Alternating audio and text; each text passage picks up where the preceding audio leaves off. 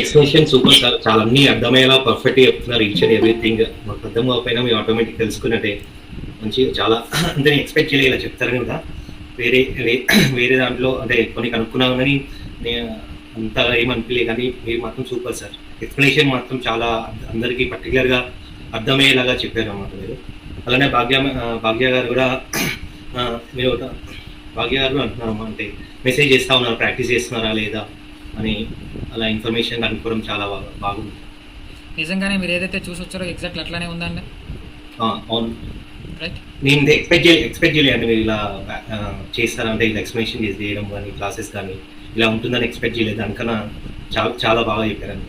మీరు చెప్పండి మీ point of లో మీరు ఏం ఎక్స్పెక్ట్ చేసి వచ్చారు? అంటే ఓకే క్లాసెస్ చెప్పేస్తారు, నార్మల్గా క్యాజువల్గా ఏదో అందరిలా క్యాజువల్గా మామూలుగా చెప్పి క్లాసెస్ చెప్పేసి క్లోజ్ చేసేస్తారు అని అంటే నార్మల్ అనుకున్నాను అనమాట.